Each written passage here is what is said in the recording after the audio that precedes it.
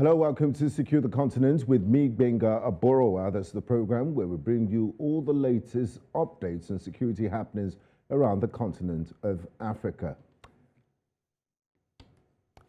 But before we get into today's discussion, let's take a look at the top security headlines across Africa. Russia, France, and the United States have vying for Africa's support in Ukraine. Civilians kill at least 15 soldiers in Mali attacks. Deadly clashes emerge in the Democratic Republic of Congo amid a United Nations protest. Blaise Compaoré, former president of Burkina Faso, seeks forgiveness from Thomas Sankara's family. Don't go anywhere. I'll be right back.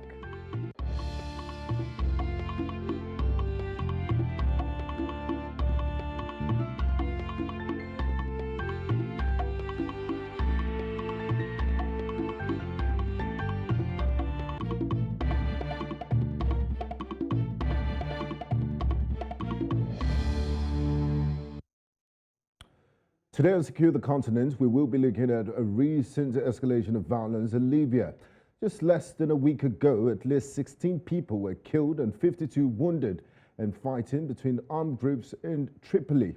We have more details for you in this package. In the last 11 years, Libya has struggled to find peace. The fall of long-term leader Muammar Gaddafi in the 2011 revolution has seen the country face one of the toughest periods in its history.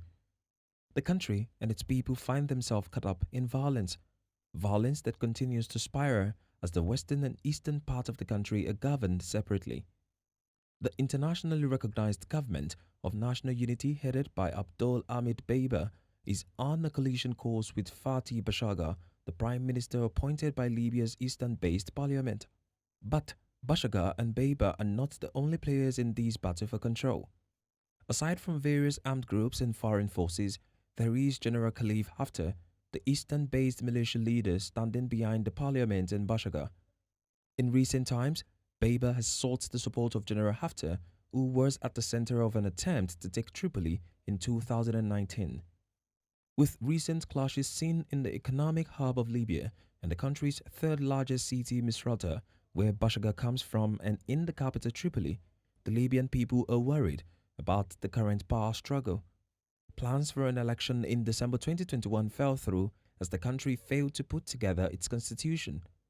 Parallel government, united citizens, and a looming civil war, Libya has become a case of one people, two governments, and violence ever looming. Now, joining me this evening on Secure the Continent to discuss the situation in Libya is Raphaëlle Guillon. She's a special advisor with the Dialogue Advisory Group. She joins in from the French Alps. I also have joining me Dzifa Korku Gadeka, a security consultant, joins in from Accra, Ghana. And we also have Mohammed Shamsuddin, a security analyst. Welcome to the program. I'd like to start with you, Raphaëlle. Political violence levels remain high in Libya last week as the Special Deterrence Forces attacked the Tripoli Revolutionaries Brigade in multiple neighborhoods of Tripoli, resulting in over a dozen combatant and civilian fatalities. What is responsible for the latest round of violence we witnessed in Tripoli and Misrata last week? Thanks a lot for the invitation. And I mean, the outburst of violence that we have seen erupting last week in Tripoli is merely the consequence of the very acute political polarization that we have seen growing in the last few months, as well as realignment of security actors in parallel to those political fragmentation and polarization. I mean, as you know, I mean, after the elections were postponed in December 24 of last year, we have seen an increase in international polarization, as well as multiple interest-based discussions taking place between local figures, national stakeholders, as polarization on the political front was growing between Prime Minister the Beiba and the parallel government of Prime Minister Bashar. And since then, we have seen an amplification of political and military confrontation, amplified by foreign intervention and the consequences of the Ukraine crisis, which has in turn exacerbated the fragmentation of the country, with networks of locally and regionally organized leaders and militia groups asserting control of most of the country, while there is a paralysis of the transition and reform agenda. So the clashes that we have witnessed last week are merely the consequences of that situation. Now, Raphaëlle, it's been 3 months since Libya's eastern-based parliament appointed Bashar as prime minister. So in Libya, we currently have conflicting situations. You have a prime minister that is based in Tripoli and the Beiba, and you also have another Tobruk-based prime minister, Fathi Bashagha. How is government able to run with these two prime ministers, one that is backed by the United Nations and internationally recognized, and this other one? What effect has it had on governance in Libya? Well, I mean, governance in Libya was already quite poor. And it's true that the signature of the ceasefire agreement in October 2020 and the seating of the GNU, the new Government of National Unity, in March 2021 had created hopes to see the long-awaited transitional process come to fruition. But since then, because of the appointment of a parallel government, consequences of the long-standing crisis of legitimacy, we have no legitimate national level institutions, and this has, this has increased the polarization of the country. And unlike in 2019, the fragmentation has increased. Not only we don't see really a partition east and west, but the fragmentation going deep in the west of the country as well. And this, of course, has an impact also on economic governance, where we have a set of long-awaited transitional, reforms, economic reforms that are much needed, with socio-economic conditions going dire, as we have seen with the last bouts of socio-economic protests. But reforms are stalled because of this political polarization that has also resulted in a return to let's say, weaponization of economic infrastructure and national level institutions. Thank you, Raphaëlle. I would like to use this opportunity to bring in our guests, Dzifa Gadeka, security, and Shamsuddin Mohammed, security analyst, who's joining. Good evening, Shamsuddin. Good evening, my brother. Yeah, thanks for joining us. Now, Shamsuddin, clashes ensued when Bashagha, that's the Tobruk-based prime minister, attempted to enter Tripoli in May, and it was forced to flee the capital and decided to base his government in the city of Sirte, saying, and I quote, he refused to use force to enter Tripoli. My question to you, Shamsuddin, is this: do you think Bashagha will carry out this threat? Because he said, I'm going to come back. And are you concerned that Libya could fall back into a full-scale conflict as a result of this schism between the Tripoli-based Prime Minister and Mr. Fathi Bashagha? Yes, it's absolute concern. There's a saying that he who fights and runs away lives to fight another day. That's the African proverb. I'm very much concerned of the Bashagha, given the support of the foreign powers, that he will be fully prepared and come back against the GNU, that's the Government National Unity on the Tripoli. So having said that, he's preparing. We are very concerned that there will be a eruption of conflict, and then in terms of the civil war within the sub-region. So have there been any moves to try to calm nerves? And do you know if negotiations are going on behind the scene? And none of them seem to want to back down for the other. Prime Minister Dbeba says he is the legitimate and the only one that should be recognized as Prime Minister, and he also has the support of the international community. And then on the other side, you have Mr. Fatih Bashaga. He has the support of renegade General Khalifa Haftar and some countries. How do you move away from this situation? And who exactly is the legitimate? Because elections were meant to be held on the 24th of December last year. It didn't hold. So Mr. Dbeba in Tripoli says, look, I'm not going anywhere till elections are held. And right now, there's no timetable for elections. So who, in your opinion, is the legitimate Prime Minister of Libya? In my opinion, I think the United Nations are also supporting the Prime Minister, Mr. Dbeba, which is legitimately recognized, while he has a support of the Western world. And on the other hand, you have Mr. Bashaga being supported by the Russia, France, and others. So I think the UN have designated the GNU as the legitimate prime minister. That's one of the conflicts that is happening. To international, the GNU, Government of National Unity, is the legitimate as we speak. Okay, thank you, Mohammed. Now I'd like to bring in Dzifa Gadeka. Dzifa, on July the 12th, in an unexpected move, Dbeba sacked the chairman of the National Oil Corporation, Mustafa Sanala, and replaced him with Farat Bengdara, who is believed by analysts to have close ties with General Haftar.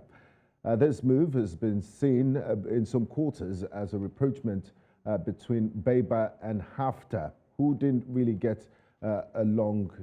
They don't still get along well, and a scenario that could bring together Libya's divided east and west. What do you make of this move, and does it signal a breakthrough in the relationship between Dbeba and General Haftar?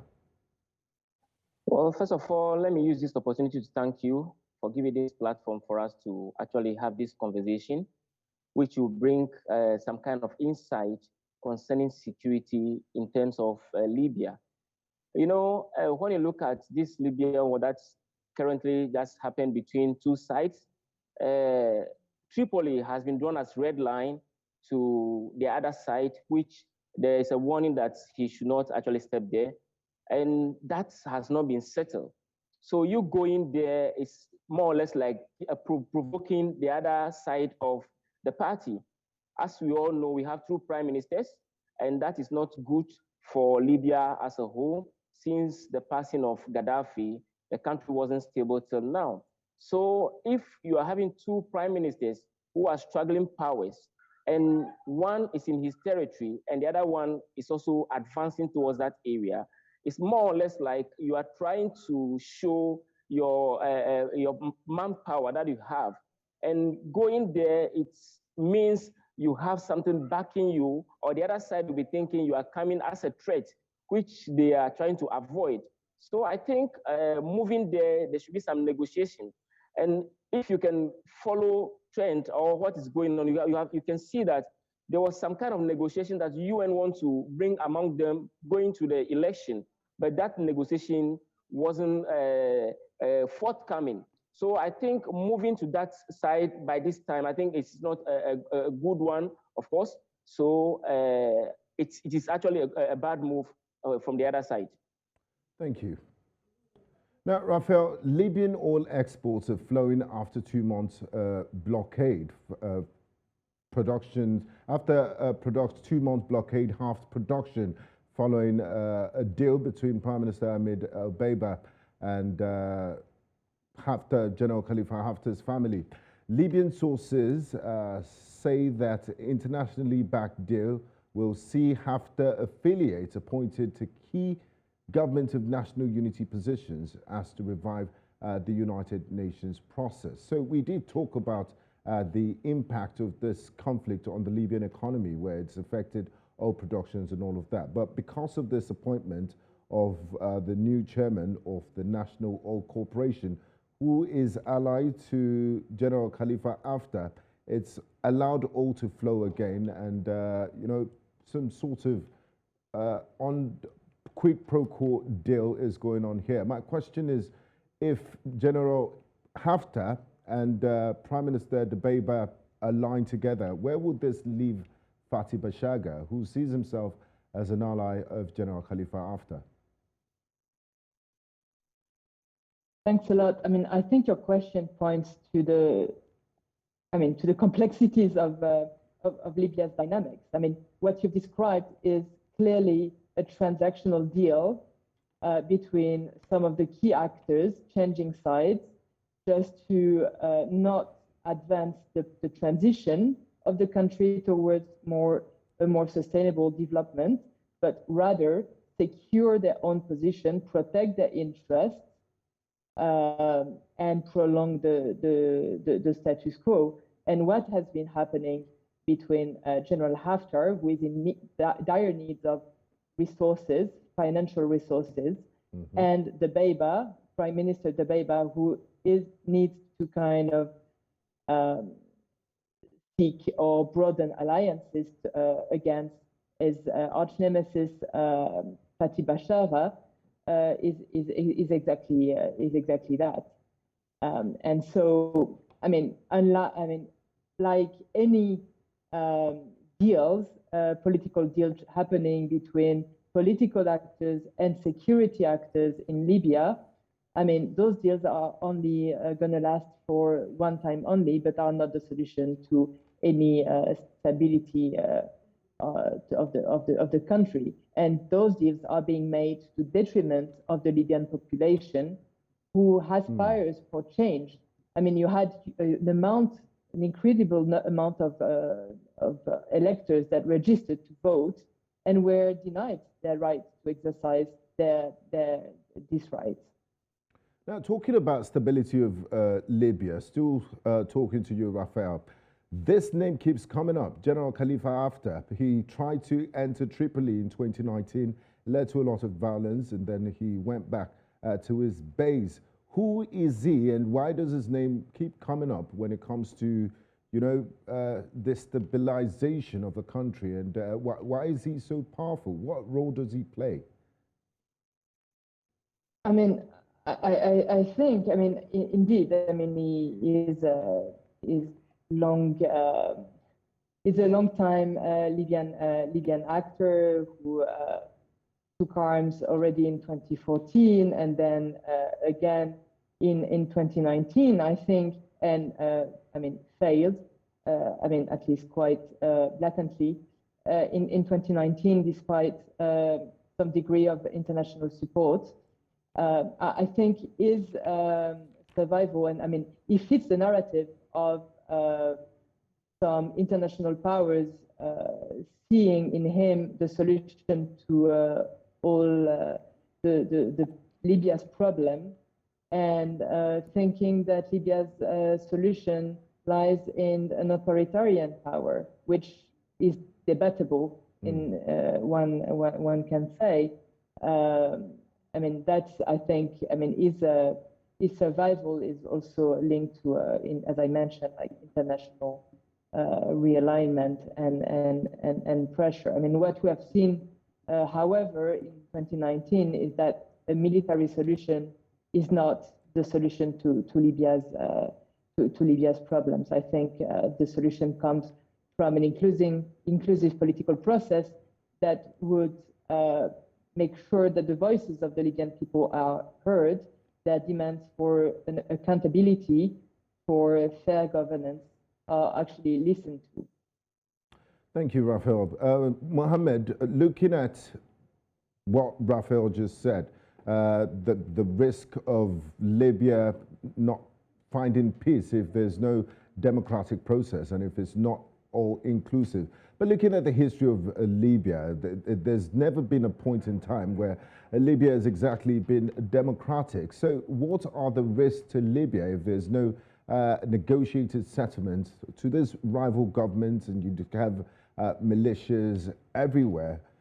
Do you think elections can hold anytime soon? Because when the elections were meant to happen in December of last year, we did look at some of the key the key contestants. There were very divisive figures. You had Saif al-Islam there. You also had General Khalifa Haftar and all those guys that are just they just want power for themselves, and nobody's exactly thinking of the generality of the Libyan people. So do you think the international community's approach of trying to make Libya democratic is wrong because they have no history of democracy per se? What's your take on this, Mohammed? I think the international community have still a role to play, especially the UN, the United Nations Security Council. They have to get all the warring factions jointly commit and recommit to the military convention, and then set a timetable for fair and transparent election, and by which that a constitution could be agreed upon for the both warring factions, and that they all commit to that constitution, and then election we just can carry on as it was scheduled before and postponed. Having said that, these warring factions are all interested in the power sharing, supported by still the foreign powers. If they could think that the distraction is rather within the Libya, not outside, they can put a peace deal together and then have Libya to move on. But with this, we still have the civil war, we still have the Libyan going backward, we still have the humanitarian crisis. This is spilling over to even some of the West African sub-regions. There's no peace. If there is peace in the northern sector, particularly in Libya, these things have transcended all over to Africa. Even in Ghana, as we speak, the intel community are telling us to look out for terrorists in the mosque, in the churches, in the gathering. Burkina Faso have already have their share. Togo are all on the verge. So it's spilling over. We are all under threat. If the United Nations or Security Council could be fair and firm, bring all these warring factions together, I think there will be a peace. But aside that, and stop arming the functions. Aside that, you still have to see these people fighting in their self-interest. Okay, Mohammed. Dzifa, looking at given the luxury of hindsight, looking at what Libya has turned to since NATO's intervention in 2011 to overthrow long-term ruler Colonel Muammar Gaddafi, do you think there was an error in judgment by those who carried out this attacks on Libya to remove Gaddafi from power? Because it seems they didn't plan for the next day, given that Libya has not had a long period of stability since 2011. That is a long time. And what can be done next time to avoid such a situation? Well, it's unfortunate that since the pass of Muammar Gaddafi, Libya has been turned a place as insecurity becomes their way of living, because they've seen that, look, we have not planned war. As the saying goes, if you fail to plan, you plan to fail. They have not actually put themselves together before overthrowing Muammar Gaddafi, which is something that they are paying duly for it now, since the passing of Muammar Gaddafi. For you to plan to take someone off who has actually ruled for a very long time, and he has a lot of things at hand that without him opening up, you cannot be able to move the country forward. And after that, he have actually made the citizens to enjoy some few things, some free bases. Would any leader be ready to do that for them? If no, I think they will still go back to the conflict that they are actually actually facing now. So I think going forward, they need to see how to plan war in terms of trying to bring a new development that they think that's the way for them to go. But without that, I think they will still be facing the same challenges. I don't think their crashes will be something that they'll do away for now. It will go a long way, as I can see. Thank you, Dzifa. Now, Raphaëlle, Western embassies are struggling to keep up with Libyan developments. It's a very fast-moving situation. Has there been any diplomatic effort made to resolve the crisis? What is the United States, the EU, France, and other, the African Union and other international development partners doing to help resolve, to help stop Libya from descending into further chaos? Thanks. I'm glad you are asking that question. And I mean, that also provides me with an opportunity to kind of expand a bit on what the other colleagues have said. I mean, on the role of the UN, I mean, I fully agree that the UN has and is actually trying to play a role in fixing the crisis. But however, the UN is only the reflection or can only operate effectively if it has the backing of a unified and united international community. Unfortunately, at the moment, I think we can all agree that the international context is not conducive to that consensus. We have tried, I mean, the UN has tried and has succeeded in 2020 during the first Berlin conference to kind of build that consensus. But since then, the international community has failed to show a united front. And this has hampered UN efforts to move forward and support the political transition and the quest towards a more sustainable development. So I think at the moment, there are indeed efforts at the international level to play a role, but we also see divisions. And today, as you probably know, the renewal of UNSMIL, the UN mission's mandate, is discussed at the Security Council, and we see rifts blatantly being displayed between Russia, namely, and the rest of permanent council members fighting over UNSMIL's renewal and using the mission as a pawn or as a tool in a much broader struggle for influence with the Ukraine crisis in the backdrop. Now, Raphaëlle, that's quite an unfortunate situation because you have divisions at the international community level, you have divisions in Libya, and at the end of the day, it's ordinary Libyans that are suffering. I remember watching a vox pop of, you know, ordinary Libyans just talking about this development in the country, and a woman said, you know, well, all these big guys that are fighting themselves should just go and fight in the desert, and then the winner can come to Tripoli and become prime minister. So what do ordinary Libyans want, and what are the feelings like on the ground? What are the people saying? Because they're the ones that matter in all of this. Listen, you had 2.8 million Libyans who registered to vote ahead of the 24 December election. I mean, this is clearly a testimony of Libya's growing political awareness and desire to change. We have also seen in the past weeks protests again, because of the deterioration of socioeconomic conditions, poor maintenance of infrastructures. You have Libyans that are suffering in the midst of the summer of, I mean, 8 to 10 hours of power cuts. Yes. I mean, because there is no economic reforms, but because the big guys are just fighting for the status quo and the protection of their interests. So I think ordinary Libyans would like to see an improved governance, better economic conditions, and their voices to be heard, which is basically what any human being would like to see. Thank you, Raphaëlle. You're watching Secure the Continent on New Central Television. We'll go on a quick break, and when we come back from this break, we'll be looking at solutions and the way forward for Libya. Do stay with us. We'll be right back.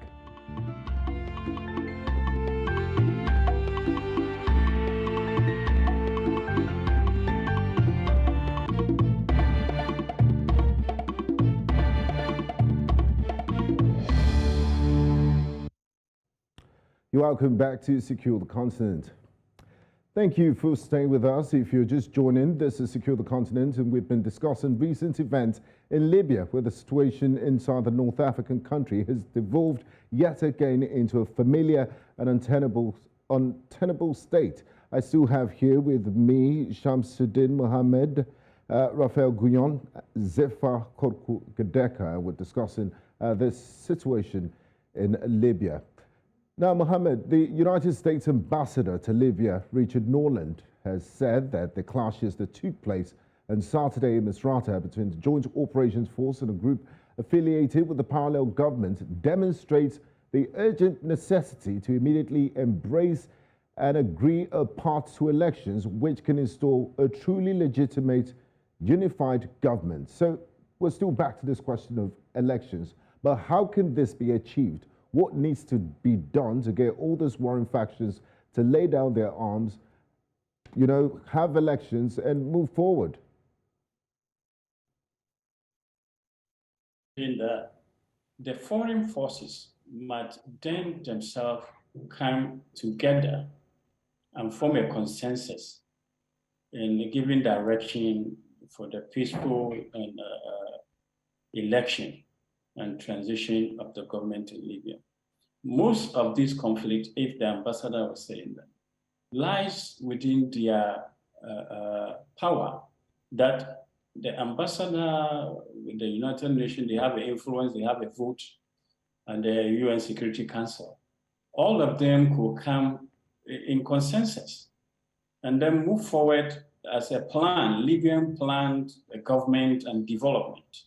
But if the international foreign powers are separated, divided, of course, their selfish interest is played.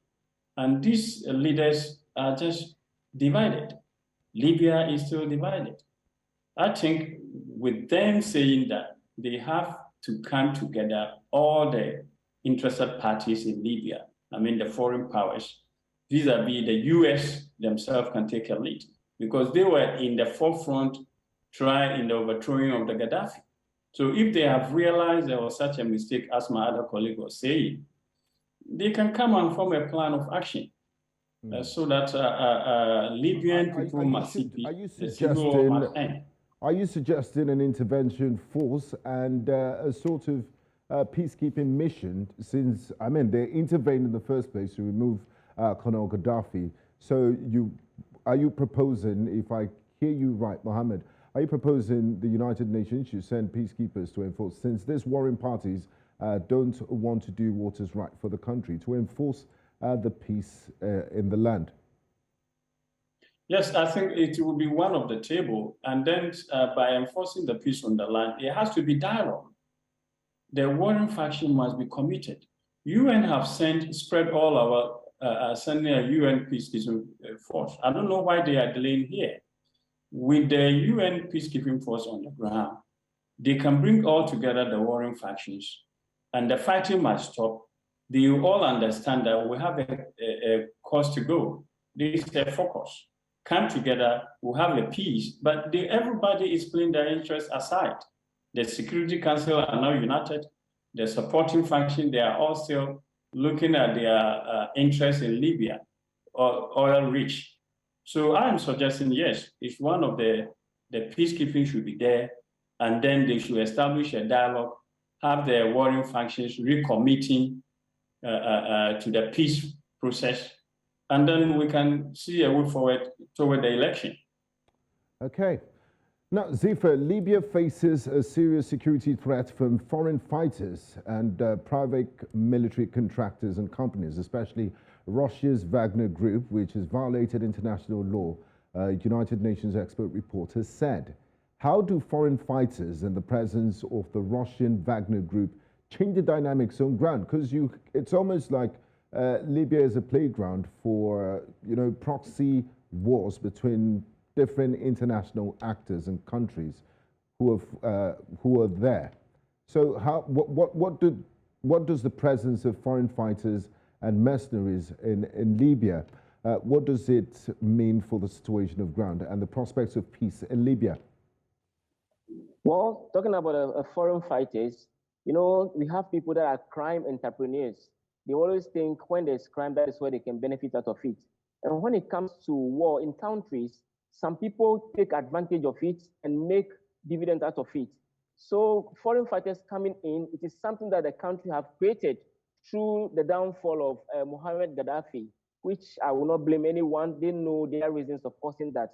So I think foreign fighters coming in, they have seen vulnerability, which they are penetrating to see if they can make something out of it. So for Libya to have that peace, as the citizens are always crying for, they need to come to an agreement. The two parties have to come to an agreement.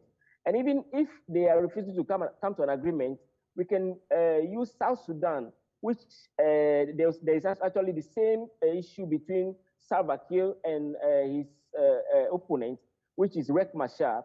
The UN came in, and I think things are now going. They have a sort of power-sharing deal. Yes, they should. I think they should go into a power-sharing deal. That will be the best thing for them to do. Without that, I think the citizenry are the people that are going to suffer it.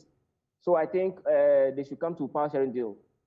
Thank you very much. I would like to bring in Raphaëlle. Raphaëlle, Libya has seen relative peace since a nationwide ceasefire was signed in October of 2020. A political settlement in March of 2021 saw Beiba take power. He was tasked with leading the country until elections, which were expected in December 2021. But they have been postponed indefinitely. We did hear the United States ambassador to Libya. He did say, you know, warring factions should put their differences aside so elections can be held and Libya can move forward. My question to you is this: when are elections in Libya likely to happen? And when these elections happen, is that the silver bullet to all of Libya's social, economic, and political problems? And will the conditions ever be ripe for elections to go ahead? Listen, I think I've worked on Libya for long enough not to make firm predictions on election dates specifically. But what I can say, I mean, no, elections are not the silver bullet. And I think that's one of the mistakes that has been made. Elections without the preconditions, without the grounds prepared for them, can actually be more divisive than ever, because they put forward personalities rather than a proper program. So I think rather than focusing only on elections as the solution for Libya's problem, I think what needs to happen is actually building on local governance structures, trying to also build with the population, with the Libyan people, on the criteria for a social contract between the people and their governance and their elites, a social contract that does not happen, and also for the international community to provide the guarantees that once an agreement is signed, it will actually be implemented and not be used as a smokescreen or delaying tactics for the elites to remain in power. So yes to elections, but with a process that is inclusive enough that it would actually empower the population and local governance bodies to serve as a counterweight and as watchdogs somehow to any discussions on a political deal.